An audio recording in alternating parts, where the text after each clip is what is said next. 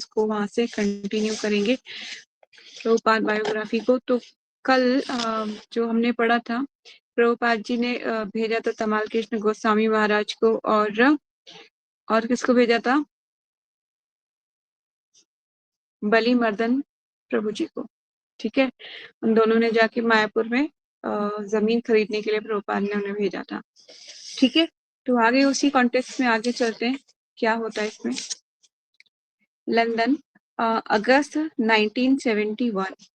प्रभुपाद ने संयुक्त राष्ट्र के भारतीय हाई कमिश्नर से कहा कि वे मायापुर में इस्कॉन के शिलान्यास समारोह में भाग लेने के लिए प्रधानमंत्री इंदिरा गांधी से अनुरोध करें। प्रभुपाद ने पहले ही अपने समस्त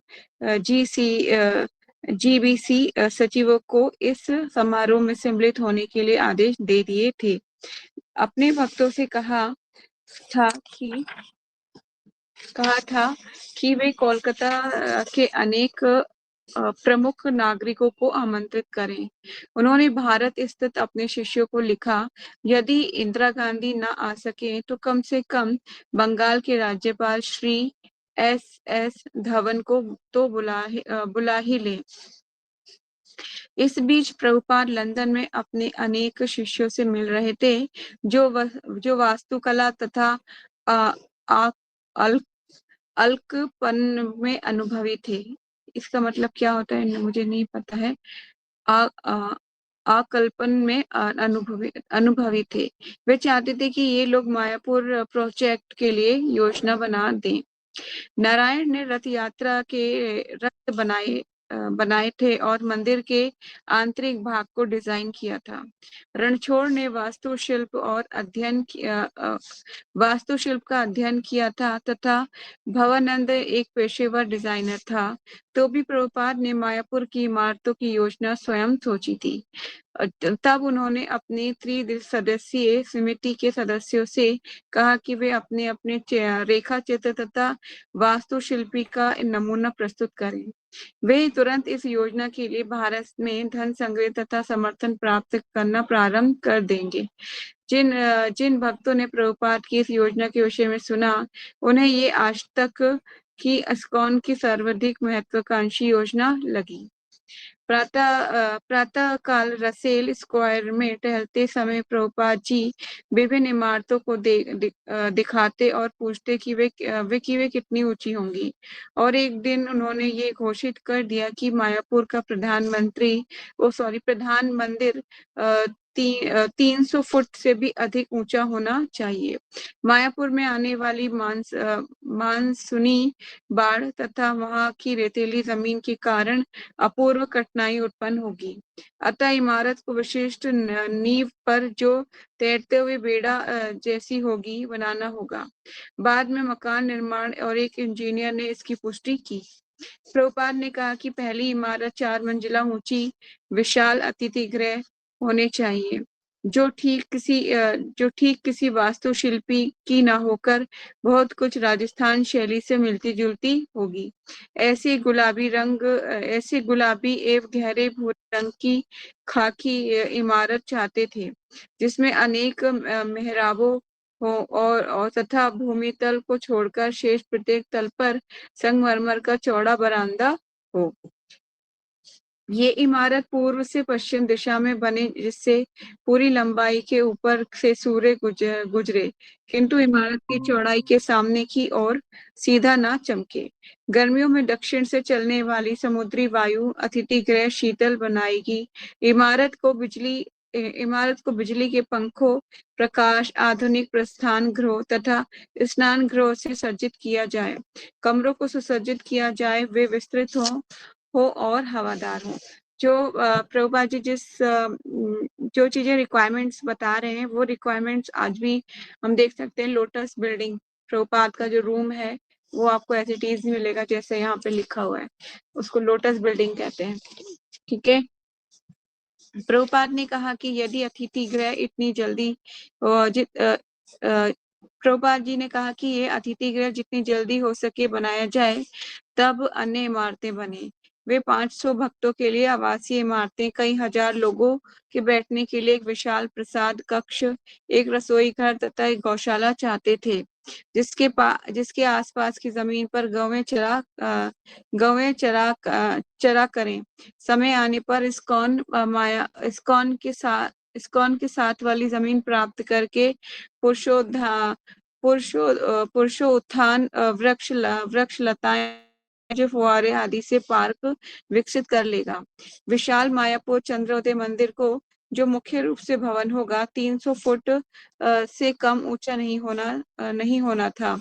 इसमें लगभग कई करोड़ डॉलर की लागत आनी थी। प्रभुपाद के वितरण से वास्तुशिल्पी तथा भक्तगण समान रूप से चकित थे।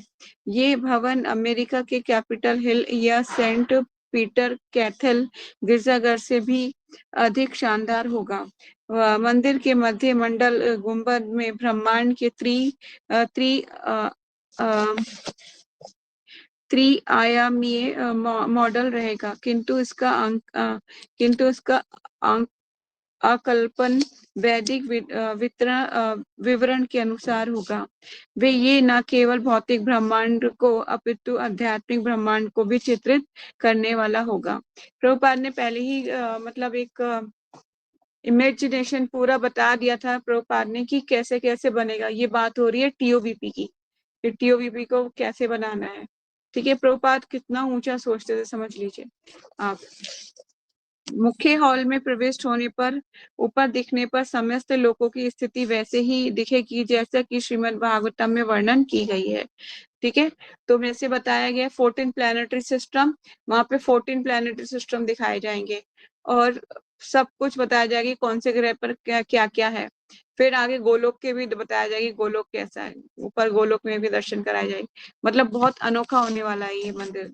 ठीक है, अब मंदिर जो ओपन होगा 2026 में ओपन होगा और गौर पूर्णिमा फेस्टिवल पे, तो बहुत ग्रैंड इसका सेलिब्रेशन होगा तब। ठीक है, सबसे नीचे नरक लोक और फिर मध्य लोक जिसमें पृथ्वी स्थित होगी, तब देवताओं के स्वर्गलोक और फिर संसार का सर्वोच्च लोक ब्रह्मलोक रहेगा। ब्रह्मलोक के ऊपर दर्शक को शिवलोक दिखेगा और उससे भी ऊपर आध्यात्मिक आकाश या ब्रह्म ज्योति होगी। ब्रह्म ज्योति के आध्यात्मिक तेज के भीतर स्वतः प्रकाशित वैकुंठ लोक होंगे, जिनमें शाश्वत मुक्त जीव निवास करते हैं। इन सबों के ऊपर होगा कृष्ण लोक का परम लोक, जहाँ ईश्वर अपने आदि शाश्वत रूप में अपने विश्वसनीय भक्तों के साथ लीलाओं का आनंद लेते हैं। ठीक है, तो ऐसे 14 प्लैनेटरी सिस्टम दिखेंगे। तो बहुत ही अनोखा होने वाला ये मंदिर, और प्रभुपाद जी का सपना पूरा होगा और कई भक्तों का बलिदान पूरा होगा।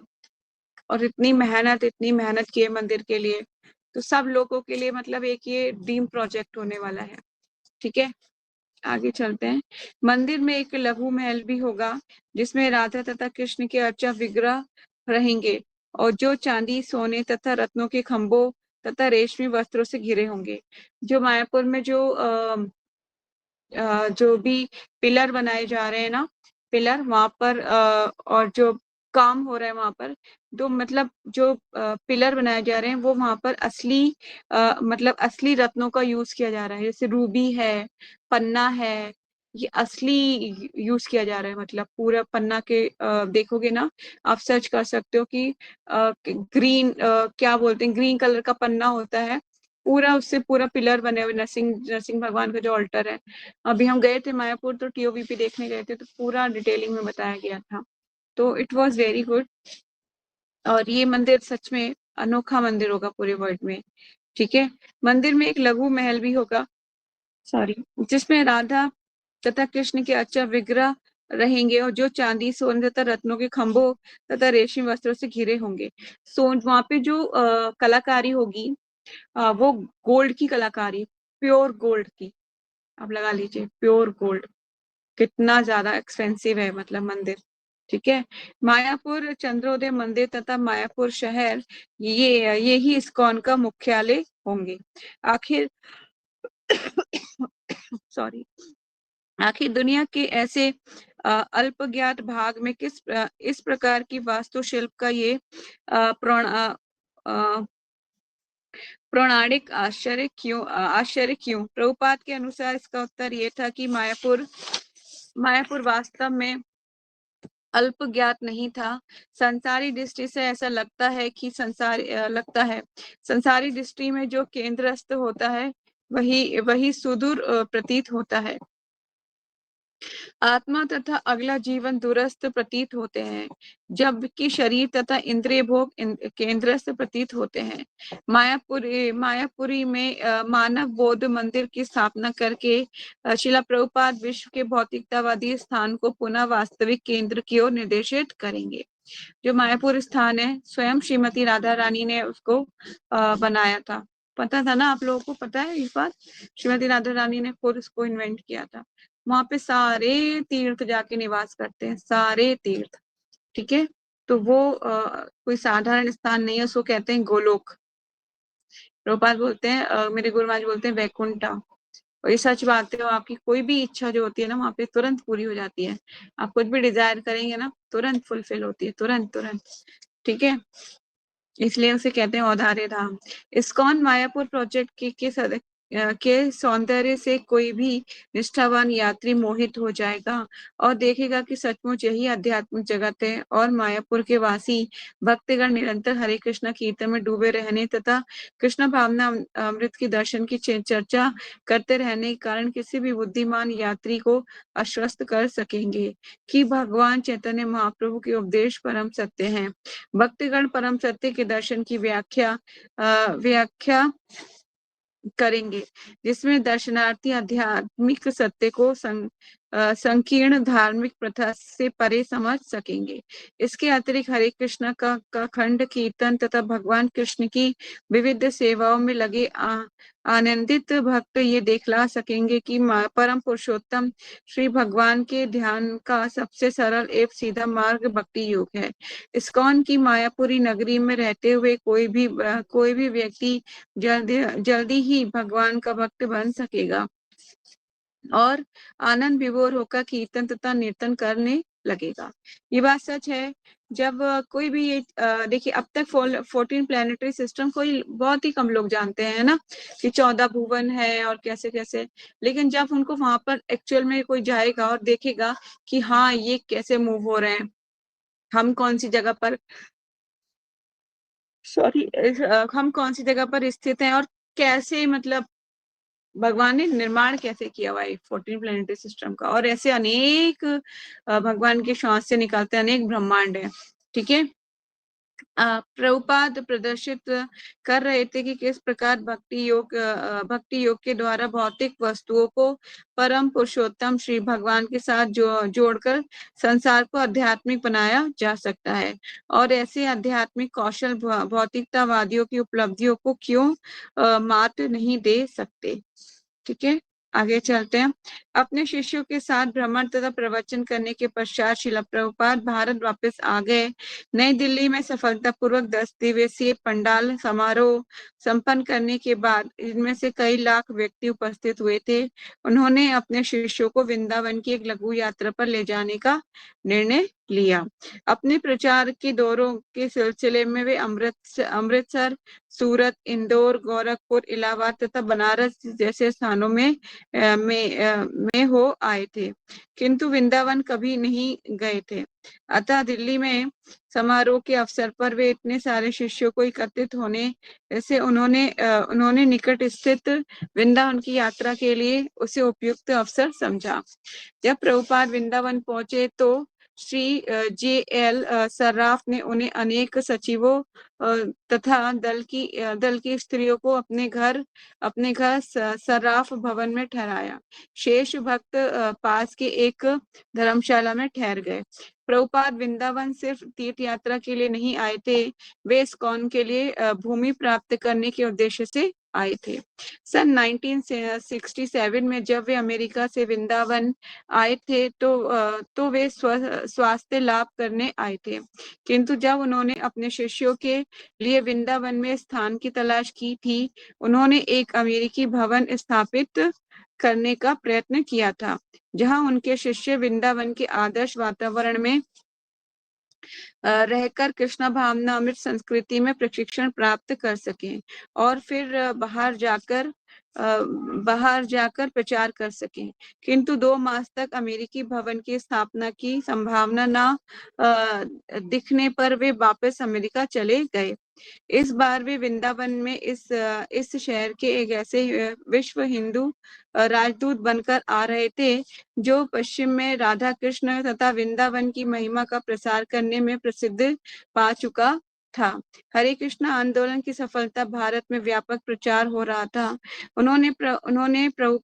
क्योंकि प्रभुपाद तथा उनके विदेशी शिष्यों की टोली एक शहर से दूसरे शहर में घूम घूम कर कीर्तन करती, भागवत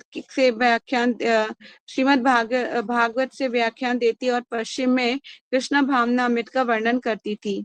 फलस्वरूप जब प्रभुपाद अपने 40 शिष्यों सहित वृंदावन पधारे तो संपूर्ण नगर में उनके आने के समाचार फैल गया। ठीक है, तो प्रभुपाद जो है अब वृंदावन में जमीन चाहते हैं कि वृंदावन में इस्कॉन के लिए जमीन प्राप्त करें। ठीक है, एक मूवमेंट को आगे बढ़ाने के लिए प्रभुपाद की इच्छा थी कि 3 शहरों में इस्कॉन के मंदिर अवश्य होने चाहिए। सबसे पहले कहाँ पे? बॉम्बे और वृंदावन और दिल्ली। ठीक है, और एक मायापुर। तो ये 3 जगह तो फेमस थी और दिल्ली में वो इसलिए चाहते थे कि बाद में प्रभुपाद का ये भी वो था कि दिल्ली में, क्योंकि प्रभुपाद जी ने दिल्ली में ना बहुत प्रचार किया था, पहले शुरू में स्ट्रगल बहुत किया था, तो प्रभुपाद चाहते थे कि दिल्ली में भी एक केंद्र होना चाहिए, जिसके लिए प्रभुपाद जी ने हिज होलीनेस गोपाल कृष्ण गोस्वामी महाराज को चुना था, क्योंकि वो फर्स्ट इंडियन डिसाइपल थे प्रभुपाद के। ठीक है, तो आज हम उनका फर्स्ट तिरोधान तिथि मना रहे हैं इस्कॉन में।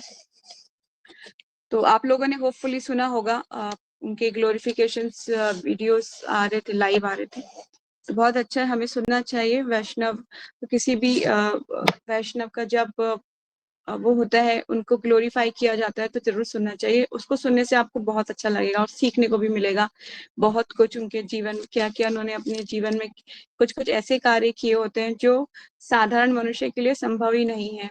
जैसे कि उन्होंने अपने आजीवन कभी भी एक भी दिन मंगला आरती कभी मिस नहीं करी, कभी भी नहीं। और इस कदर अपने डीटीज की सेवा करना, डीटीज जहाँ भी वो जाते थे अपने डीटीज को साथ ले जाते थे, तो मतलब इतना डेडिकेशन और इतना समर्पण ये किसी साधारण इंसान में हम नहीं देख सकते। ठीक है, और हम तो एक दिन एक मंगला आरती कर लें, दूसरे दिन तो हमारी कमर में दर्द होने लगता है, लेकिन वो इतनी एज होने के बावजूद भी मंगला आरती करते थे। और उनकी एक वीडियो भी आई थी जो वायरल हुई थी बहुत ज्यादा, जिसमें वो नींद में भी आरती कर रहे थे। तो मतलब हमें तो हरि नाम करते करते नींद आ जाती है, पर वो नींद में भी भगवान का नाम ले रहे थे, तो वो साधारण नहीं कह सकते ना, वो साधारण सोल नहीं है, भगवान के स्वयं पार्षद है। और कुछ भक्तों के से मैंने सुना भी है कि जब वो उनके पास ऐसी योग सिद्धि थी कि वो किसी भी भक्त, कोई भी अगर मटीरियलिस्टिक कोई पर्सन आता था, तो वो देख के बता दिया करते थे कि ये इसके मन में क्या चल रहा है, मतलब उसको स्कैन कर लेना, है ना, ये एक योग सिद्धि होती है। तो मतलब लेकिन भक्त ना कभी उसको शो ऑफ नहीं करते, एक तरीके की सिद्धियां हो जाती हैं। ठीक है, चलिए आगे चलते हैं। आज मैं बहुत टायर्ड हूँ, इसलिए थोड़ा धीरे धीरे ही पढ़ पाऊंगी, क्योंकि सुबह से उठी हुई हूँ 3:15 बजे से, और आज बिल्कुल भी रेस्ट नहीं हुआ है। एनीवेज, तो मैं मतलब एनर्जी बहुत डाउन है। चलिए आगे चलते हैं। ये स्थान रमण रीति में था। प्रभुपाद ने देखा कि ये जागीर वृंदावन के बाहर व्यस्त छठीकरा सड़क पर स्थित है, जो वृंदावन जाने का मुख्य मार्ग है, और आगरा तथा ताजमहल के यातायात मार्ग पर स्थित है। ये भूमि वृंदावन परिक्रमा पथ से भी लगी हुई है, जहाँ से होकर प्रतिवर्ष लाखों यात्री वृंदावन की परिक्रमा करते हैं और इसके मंदिरों तक पवित्र स्थानों का दर्शन करते हैं। रमण रेती शाब्दिक शब्द रमणीक वालू प्रिय जंगल थी, जिसमें कुछ आश्रम तथा परित्यक्त खेत थे। ये कृष्ण के प्रिय स्थल के रूप में विख्यात है, जहाँ पर 5,000 वर्ष पूर्व अपने भाई बलराम तथा ग्वाल बालों के साथ खेला करते थे भगवान। रमणेती बहुत सुंदर स्थान है। वहां पर जो है भगवान कृष्ण और बलराम जी जो है लोटा करते थे, मिट्टी में खेला करते थे। तो आज भी भक्त लोग वहां जाते हैं तो उसी रेत में लोट पोट करते हैं। ठीक है। रमण रेती ईश्वर के दिव्य प्रेम से ओतप्रोत थी, जो वृंदावन का विशिष्ट वातावरण है। यद्यपि शहर के आधिकारिक सूत्रों ने कभी कभार बताया कि ये शहर में भूमि दान में दिया जाएगा, पर प्रभुपाद ने एक श्रीमान एस के प्रस्ताव को ज्यादा गंभीरता से लिया। श्रीमान एस ने कहा था कि यद्यपि अन्य साधु इस भूमि को मांग रहे थे, किंतु हम दंपत्ति ने अभी तक कोई निर्णय नहीं लिया था। वे ये भूमि ऐसे लोगों को देना चाहते थे जो यथाशीघ्र इस पर राधा कृष्ण का मंदिर बनवा सके। जब प्रभुपाद ने श्रीमान एस को विश्वास दिलाया कि वे ऐसा करेंगे, तो उन्होंने भूमि प्रभुपाद को देने का वचन दे दिया। प्रभुपाद ने ऐसे वादे पहले भी सुने थे और वे प्राय झूठे सिद्ध हुए थे, किंतु इस प्रस्ताव को गंभीर समझकर उन्होंने अपने कुछ शिष्यों को वृंदावन में रहने के लिए नियुक्त कर दिया, जो श्रीमान एस के साथ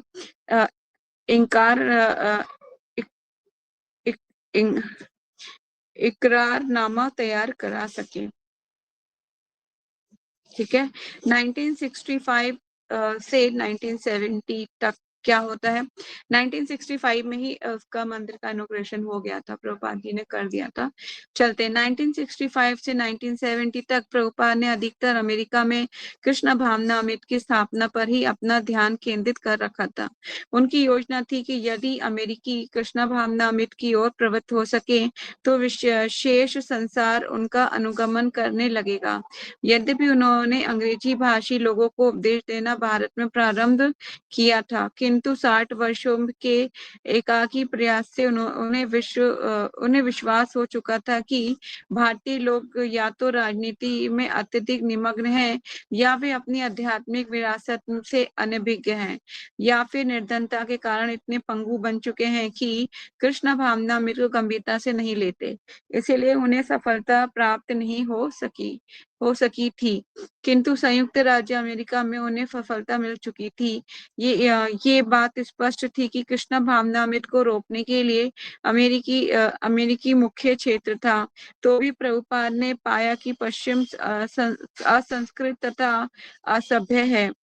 वे कहा करते कि यदि कहीं सभ्यता का लेश मात्र भी शेष बचा है तो ये भारत में ही है। वे तो जो मूल वैदिक संस्कृति का हृदय स्वरूप है। 1970 तक उन्होंने अपने विस्तृत भ्रमण तथा प्रवचन द्वारा उन्होंने ये दिखला दिया था कि वे कृष्ण भावनामृत की स्थापना न केवल अमेरिका में अपितु सारे विश्व में, अब विशेषता भारत में करने का इरादा रख रहे हैं। ये स्वीकार करते हुए कि अमेरिका तथा भारत में प्रचार समान रूप से महत्वपूर्ण है। अमेरिका में प्रचार का कार्य प्रभुपाद के निरंतर प्रत्यक्ष प्रबंधन के बिना भी चल रहा था। उन्होंने इसका शुभारंभ किया था और उसे उनके अमेरिकी शिष्य आगे चला सकते थे, किंतु भारत में प्रभुपाद ने अपने शिष्यों पर इस्कॉन का प्रबंध नहीं छोड़ सकते थे। उन्होंने कहा था कि कितनी आसानी से और कितनी बार भारतीय उनके शिष्य को ठग चुके हैं। उनका कहना था कि भारत में इस्कॉन का आधा कार्य उनके शिष्यों के ठगे जाने के कारण नष्ट हो रहा है। यदि वे कोई पंडाल कार्यक्रम हाथ में लेते उन्हें मानक लागत से कई गुना अधिक भुगतान करना पड़ता था। अतः भारत में इस्कॉन को विकसित करने का एकमात्र रास्ता यही था कि वह प्रभुपाद की प्रत्यक्ष देखरेख में रहे। ऐसा होता था कि जो प्रभुपाद के जो डिसाइपल्स थे, जो शिष्य थे, वो भारत आते थे ना, तो फॉरेन मतलब फॉरेनर को देख के ना यहाँ के लोग डबल डबल चार्जेस मांगा करते थे, जो आज भी होता है कहीं ना कहीं, है ना। तो इसी कारण से प्रभुपाद बहुत चिंतित रहा करते थे कि मेरे शिष्यों को लोग ठग लेते हैं बहुत आसानी से। तो प्रभुपाद ये सोचे थे कि मेरा यहाँ रहना बहुत जरूरी है ताकि मैं इन लोगों को गाइड कर सकूं। अमेरिकी शिष्यों की एक छोटी सी टोली के साथ प्रभुपाद ने एक आदर्श सन्यासी के रूप में 1970 से भारत के स्थान स्थान में यात्रा करनी प्रारंभ की थी, जिससे इस्कॉन के लिए एक नवीन विशाल क्षेत्र खुल गया था। अब वे भारत में अब वे भारत में विशाल मंदिर बनवाना चाह रहे थे, विशेष रूप से 3 मंदिर, एक वृंदावन में, दूसरा मायापुर और तीसरा मुंबई में। ठीक है, ये 3 प्रभुपाद ने विशेष रूप से उनकी इच्छा थी कि 3 जगह बने। वृंदावन में तो 1967 में उन्होंने अपने शिष्यों के लिए एक अमेरिकी भवन बनाने का प्रयास किया था। मायापुर भगवान चैतन्य की जन्मभूमि होने के कारण विशेष रूप से महत्वपूर्ण था, और मुंबई तो भारत का मुख्य नगर, भारत का प्रवेश द्वार था। जैसे कि प्रभुपाद की समस्त बड़ी बड़ी योजनाओं के साथ हुआ, प्रभुपाद के घनिष्ठ शिष्यों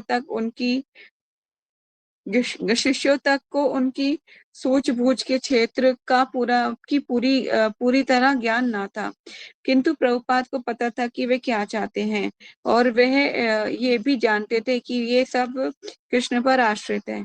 धीरे धीरे उन्होंने अपनी योजनाओं को प्रकट करना शुरू कर दिया। प्रभुपाद जी अपनी जो उनकी जो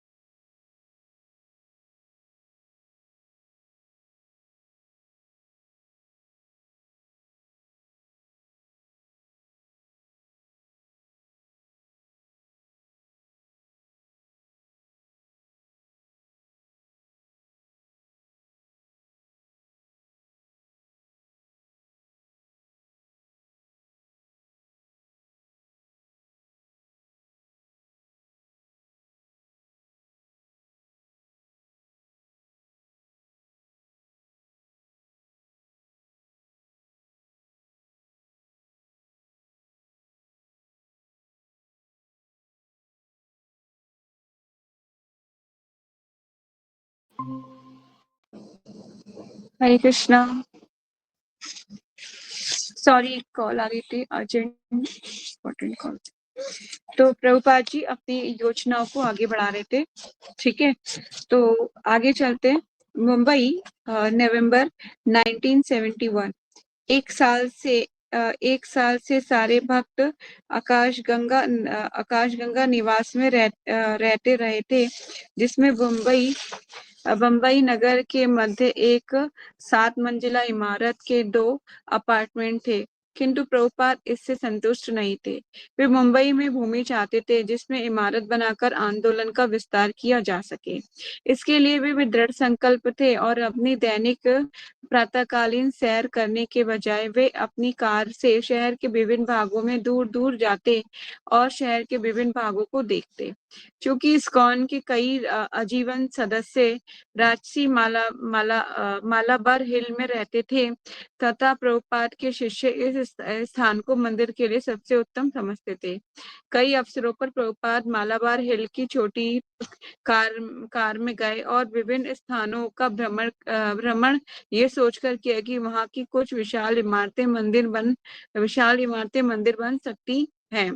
किंतु किसी न किसी कारणवश उन्होंने सभी को अस्वीकार करने का निर्णय लिया। प्रभुपाद जी दिल्ली में बॉम्बे में मंदिर बनाने की योजना बना रहे हैं। तब नवंबर में एक श्रीमान एन ने इस्कॉन के सामने जूहू के अब जूह में अरब सागर के तट से लगती हुई अपनी 5 एकड़ जमीन बेचने का प्रस्ताव रखा। जो ही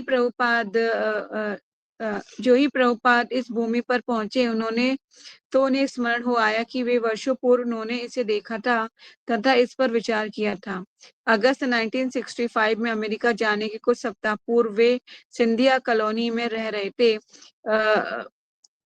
संध्या समय वे सिंधिया स्टीमशिप कंपनी की मालिका मालिका श्रीमती मोरारजी से जुहू स्थित घर जाकर उन्होंने तथा उनके अतिथियों को श्रीमद् भागवत पढ़ाकर सुनाते और समझाते रहते थे, और इसी भूमि से कई कई बार गुजरे थे और सोचा कि आश्रम तथा राधा कृष्णा मंदिर के लिए यह कितनी अच्छी जगह हो सकती है। यद्यपि उस समय उनका ध्यान भारत से बाहर जाने के कार्य में लगा रहता था, तो भी उन्होंने जूह की भूमि के विषय में सोचा था कि अब वे पुनः जूह में थे और कई वर्ष पूर्व देखी भूमि पर पुनः विचार कर रहे थे। उन्होंने इसे कृष्ण का स्मरण पत्र समझा। ठीक है, प्रभुपाद पहले भी जो है ये भूमि देखी थी प्रभुपाद जी ने, और उनको ये स्मरण है कि उनको बहुत पसंद आई थी जूहू की भूमि। तो आज भी जूहू में श्री श्री राधा रास बिहारी जी स्थित है।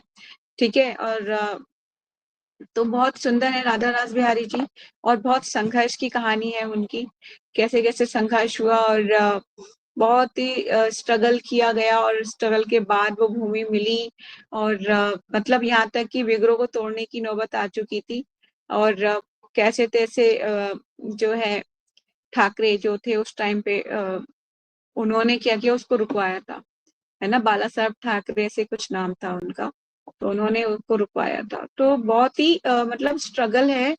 ये मूवमेंट ऐसे ही नहीं खड़ा हुआ, इसके पीछे बहुत लोगों का स्ट्रगल है, मेहनत है, तब जाके हमें ये सुंदर सुंदर प्यारे प्यारे मंदिर मिले हैं और सुंदर सुंदर विग्रह मिले हैं। ये समझ लीजिए सब कुछ प्लेट सजा दी गई है और सिर्फ हमें उसको सिर्फ एक खाना है, मतलब ऐसा है। प्रभुपाद ने हमें सब कुछ बना के दे दिया, सब कुछ, पर हम उसको सीरियसली नहीं लेते कभी भी। हमारे पास ग्रंथ हैं, इतने सारी बुक्स हैं प्रभुपाद की, हमें सबको रीड करना चाहिए। आज भी मैं सोलिन गोपाल कृष्ण गोसाई महाराज का रिकॉर्डेड लेक्चर सुन रही थी, उसमें वो ये कह रहे थे कि अगर आप सच में प्रभुपाद को प्लीज करना चाहते हैं, तो और मुझे व्यास पूजा है आज मेरी, और उस पे मुझे खुश करना चाहते हैं, तो प्लीज आप मुझे यही वचन दीजिए कि आप प्रभुपाद की सारी बुक्स को रीड करेंगे, और यही मेरे लिए व्यास पूजा का सबसे अच्छा गिफ्ट होगा। तो कहने का मतलब ये है कि जो हमारे गुरु होते हैं, वो उनके इंस्ट्रक्शन जो होते हैं, चाहे वो शिक्षा गुरु हो या दीक्षा गुरु हो, कोई भी क्यों ना हो, सबका मूड एक ही है। ठीक है, सबका एक ही मूड है, तो हमें उस मूड को समझ लेना चाहिए बिना कहे, पहले तो बिना कहे समझ लेना चाहिए। मतलब हमें अपने आप को जज करना चाहिए कि मैं कौन से लेवल का शिष्य हूँ, क्या मैं बिना कहे गुरु की बात समझ रहा हूँ, या फिर कहने के बाद भी नहीं समझ रहा हूँ, है ना। तो इस तरह से जो है पहले ही समझ जाना चाहिए कि क्या कहना चाहते हैं। सेवा के लिए एकदम रेडी रहना चाहिए। कोई भी काम इतना इम्पोर्टेंट मत रखिए कि आपको लगे कोई अगर सेवा मिले तो तुरंत हाँ बोलना चाहिए कि हाँ मैं कर लूँ। अपने मतलब ऐसा नहीं कि मेरे को कंफर्ट जोन से मेरे बाहर है, मैं नहीं कर पाऊंगी, मुझे ये प्रॉब्लम है, वो प्रॉब्लम है, नहीं। अभी वो बोले थे कि मंगला आरती सबको करनी चाहिए, सबको मंगला आरती करनी चाहिए। मॉर्निंग प्रोग्राम सबका परफेक्ट होना चाहिए। अगर आप 4:30 नहीं कर सकते, 5:30 कर लो मंगला आरती, पर करनी ही चाहिए। उनका ये इंस्ट्रक्शन, मैं उनको अपना शिक्षा गुरु जरूर मानती हूँ, इसीलिए I will try my best कि मैं उनके इंस्ट्रक्शन को फुलफिल कर सकूं, क्योंकि जो शिक्षा गुरु है उनका भी वही मूड है जो दीक्षा गुरु का मूड है। तो अल्टीमेट करना यही है, प्रचार कार्य करना है। और प्रभुपाद के द्वारा जो बुक्स हैं वो सबको रोज 1 घंटा, उन्होंने बोला था रोज 1 घंटा प्रभुपाद की बुक्स को पढ़ना चाहिए। हेयरिंग, रीडिंग, श्रवण, कीर्तन, भक्तों का संग में रहिए, बहुत सारे अच्छे अच्छे इंस्ट्रक्शन है। ठीक है, तो बहुत जरूरी है कि आप किस तरह से अपनी दिनचर्या को संभालते हैं, करते हैं। मॉर्निंग प्रोग्राम अगर परफेक्ट रहेगा तो चैंटिंग भी मॉर्निंग में हो जाएगी, सारे कार्य अच्छे से हो पाएंगे। नेक्स्ट, इस भूमि पर ऊंची-ऊंची घास तथा झाड़ियां उगाई थीं और इनमें से अनेक नारियल के वृक्ष खड़े थे। इस जायदाद के पीछे कई आवासीय इमारतें थीं। ये जमीन जुहू सड़क के किनारे थी, जो 18 मील दक्षिण की ओर और मुंबई जाने वाली मुख्य यातायात मार्ग पर था। थोड़ी दूर पर अरब सागर की विस्तृत समुद्री तट था। ये स्थान अच्छा था, शांत और दूर भी नहीं। निकटवर्ती समुद्र तट पर कई 5 सितारा होटल थे और निर्माता कई अन्य होटलों तथा घरेलू इमारतों के निर्माण का कार्य आरंभ कर रहे थे। जब प्रभुपाद समुद्र के किनारे किनारे घूमे तो उन्होंने इस भूमि को खरीदने का विचार और भी अच्छा लगने लगा। समुद्र तट पर धनिकों के सप्तांत घर के सप्तांत धनिकों के सप्तांत घर थे और रविवार के दिन हजारों बम्बईया लोग समुद्र तट का आनंद लेने वहां आते थे। लेकिन नित्य प्रति जुहू में रहने वाले सैकड़ों निवासी काम पर जाने के पूर्व लंबे चौड़े समुद्री किनारों पर प्रातःकालीन भ्रमण करते। प्राय सदा ही लोग यहाँ घूमते या एकत्रित होते रहते। फिर भी समुद्र तट स्वच्छ रहता था। हल्की तरंगे तथा खुला आकाश मानो आमंत्रण दे रहा हो। ये स्थान न केवल होटलों के लिए ही अपितु कृष्णा भावनामृत केंद्र के लिए भी उपयुक्त था। प्रभुपाद जुहू की जमीन चाह रहे थे, यद्यपि उनके शिष्य उन्हें मालाबार हिल के मकान दिखाते रहे, किंतु उन्होंने अपना विचार नहीं बदला। उनके शिष्य वही चाहते थे जो प्रभुपाद चाहते। तो भी शहर से कितनी दूर स्थित इस जायदाद के लिए उनके मनों में उत्साह उत्पन्न नहीं हो रहा था, क्योंकि वहां ना तो रहने की ना ही मंदिर की कोई सुविधा थी। ठीक है, तो कोई सुविधा वहां पर नहीं थी और किसी भी तरीके की। अभी वहां आगे चलते हैं, मेरे ख्याल से इसको पूरा कर लेते हैं, फिर वाइंड अप करेंगे। I am not able to read more. इस 5 एकड़ भूखंड के स्वामी श्रीमान एन ने एक उचित कीमत लगा रखी थी। वे मित्रवत तथा निष्ठावान भी लग रहा था। फिर भी ऐसे सौदों में खतरा तो रहता ही है। मामले में प्रभुपाद के मन में संदेह का कारण भी थे। अपने अ, अप, अ, अप, अपने वकील के माध्यम से उन्हें पता चला कि श्रीमान एन इसी भूखंड को सी कंपनी के हाथों में बेचने का समझौता कर चुका था, किंतु बाद में समझौते को रद्द कर दिया था। तब सी कंपनी उसके खिलाफ सौदा तोड़ने का मुकदमा चलाया था। यदि मुंबई हार्ड कोर्ट सी कंपनी के पक्ष में निर्णय दे दे तो ये जमीन उन्हें मिलेगी। तब प्रभुपाद के सचिव ने इस उलझन के विषय में श्रीमान एन से पूछा तो उन्हें उसने विश्वास दिलाया कि सी कंपनी मुकदमा नहीं जीत सकती, परंतु इस कौन चाहे तो भुगतान का कुछ हिस्सा तब तक रोके रहे जब तक सी कंपनी के साथ मुकदमेबाजी तय नहीं हो जाती। श्रीमान एन मुंबई का सुपरिचित व्यक्ति था। पहले वे मुंबई का शरीफ अवैतनिक न्यायिक पुलिस पद था और अब मुंबई का सबसे बड़े अंग्रेजी दैनिक पत्र का प्रकाशक संपादक था। वे धनवान था जूहू और मुंबई में उसकी कई बिल्डिंगें थीं और वे प्रभावशाली भी था। वे ऐसा व्यक्ति था जिसका कोई विरोध नहीं करना चाहेगा। अतः वर्तमान परिस्थितियों में जूहू की जमीन को खरीदने में दिलेरी की आवश्यकता थी। दिसंबर के आखिर में प्रभुपाद श्रीमान तथा श्रीमती एन से मिले और जुहू के भूखंड में खुले शब्दों में तारीफ की। फिर अपनी ओर से कहा कि उनके पास बहुत कम धन है। श्रीमान एन प्रभुपाद की ओर उन्मुख जान पड़ा और कहा कि मैं आपको ये संपत्ति बेचना चाहता हूँ। शीघ्र ही मौखिक रजामंदी हो गई। प्रभुपाद तथा श्रीमान एन ने ये तय किया कि 2 लाख रुपए तत्काल दिए जाएं और भुगतान करते ही इस्कॉन को पट्टा मिल जाएगा। शेष 14 लाख की राशि नियमित किश्तों में अदा की जाएगी। प्रभुपाद ने तत्काल भुगतान के विषय में फिर से ये समझौता किया कि पहले 50,000 रुपए दिए जाएंगे और शेष 50,000 बाद 50,000 बाद में जब दिए जाएं, तब इस्कॉन को इस भूमि में प्रवेश मिल जाए। फिर जो ही वे शेष 1 लाख रुपए और चुकता कर देंगे तो तत्कालिक राशि पूरी हो जाएगी। तब श्रीमान एन उन्हें पट्टा दे देगा।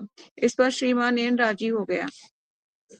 प्रभुपाद ऐसे व्यक्ति थे जो ऐसे व्यापारिक सौदे के विषय में सावधानी से सोचा करते थे।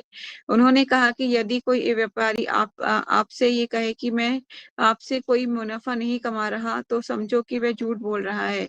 अतः यहाँ तक कि न्यूयॉर्क सिटी में भी इस्कॉन के प्रारंभिक दिनों में जब एक जागीरदार ने अपने को भक्तों का शुभचिंतक कहा था, तो प्रभुपाद सशंकित हो गए।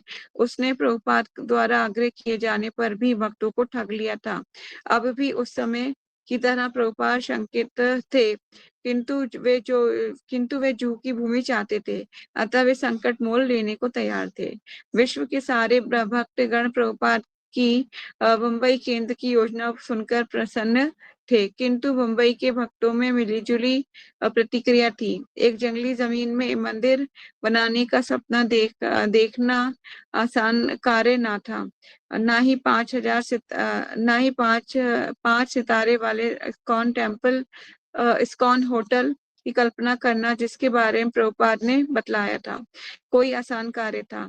इस भूखंड के पीछे इमारतों में लोग रह रहे थे और ये इमारतें पूरी तरह भरी थी। भारतीय कानून के अनुसार किराएदारों को हटाया नहीं जा सकता था। यदि भक्त इस भूमि पर चले आए तो अस्थायी घर बनाने ही पड़ेंगे। हो सकता है कि मंदिर भी अस्थायी ही बनाना पड़े। फिर ये भूमि मच्छरों से भरी थी और इसमें चूहों का राज्य था। जुहू छोटी जगह थी, पड़ोस से बिल्कुल कटी हुई, जिसमें इस्कॉन का कोई धनी हितैषी भी ना था। यद्यपि प्रभुपाद तथा भूमि के सट्टाबाजों ने भविष्यवाणी की थी कि जुहू की प्रगति करेगा, किंतु समय तो ये लगभग 2,000 लोगों की आबादी वाला एक गांव ही था।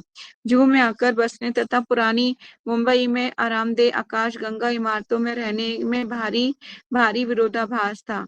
तमाल कृष्ण ने प्रभुपाद को बतलाया कि हम पश्चिमी वासी हैं, हम लोग इस तरह नहीं रह सकते। हम तो कुंडली वाले दरवाजे और नलों में निरंतर बहता जल चाहिए। प्रभुपाद ने उत्तर दिया, क्या तुम लोग शुद्ध होना नहीं चाहते? बहुत इंपॉर्टेंट है ये, क्योंकि प्रभुपाद ने उनको एक इंस्ट्रक्शन दी कि यहाँ पे रहिए और इसके निर्माण कार्य में, इसमें जो सौदा हो रहा है भूमि को लेके, यहाँ पर रहिए। लेकिन जो भक्तगण है वो कैसे रहे ना, वो इतने ओपुलेंस में पड़े थे और बड़े हुए थे, तो वो कहते कि हम इस जगह पे कैसे रहे। वहां पे जू में इतने मच्छर थे, इतने मच्छर होते थे, हेलीकॉप्टर साइज मच्छर होते थे, और भक्तों को काटते थे, और चूहे अनगिनत चूहे होते थे। बहुत बहुत बहुत स्ट्रगल किया हुआ है, बहुत स्ट्रगल उन लोगों ने स्ट्रगल किया, तो आज हम आराम से रह पा रहे हैं, सोचिए, है ना। हम मंदिर जाते हैं, आराम से वहां पे रुकते हैं गेस्ट हाउस में। तो मैं ये वही बोल रही हूँ कि बहुत कुछ इस्कॉन को स्टैब्लिश करने के लिए बहुत संघर्ष हुआ है। ये कोई ऐसे ही हमें नहीं मिल चुका। तो प्रभुपाद ने बोला कि क्या तुम लोग शुद्ध नहीं होना चाहते? जब मुंबई के भक्तों ने तमाल कृष्ण को प्रभुपाद द्वारा दिए गए इस उत्तर को, क्या तुम शुद्ध नहीं होना चाहते, सुना, तो ये बात सबके दिलों में घर कर गई। वे समझ गए कि प्रभुपाद उनसे और अधिक संयमी बनने के लिए कह रहे हैं, और अंततः उनके हित के लिए ही था। जूह में चलने को नीरस कठिन कामना न समझकर दुर्जय आध्यात्मिक आह्वान के रूप में देखने लगे। जो कि संपत्ति को विकसित करना उनके गुरु के लिए महत्वपूर्ण था। अभी जो कुछ वे सोच रहे थे और उससे भी अधिक विश्लेषण था। ठीक है, तो आगे और वो होगी, झगड़ा होगा बहुत ज्यादा, श्रीमान एन के साथ बहुत चीजें घटेंगी, है ना। क्योंकि शुद्ध भक्तों को जो परेशान करता है ना, उसको बहुत प्रॉब्लम फेस करनी पड़ती है। ठीक है, तो आज की क्लास हम इतना ही पढ़ पाएंगे, क्योंकि I am not able to read more because I am very much tired today. ठीक है, if you have any question then ask.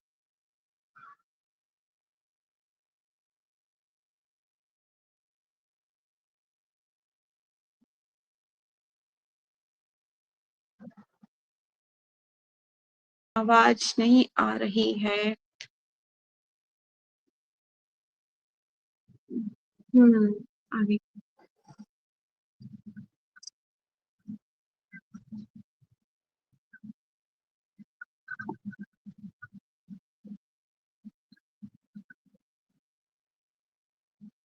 देखिए, कोई भी चीज़ को करने के लिए ज़रूरी नहीं है कि आपको उनको हटा के ही करना है।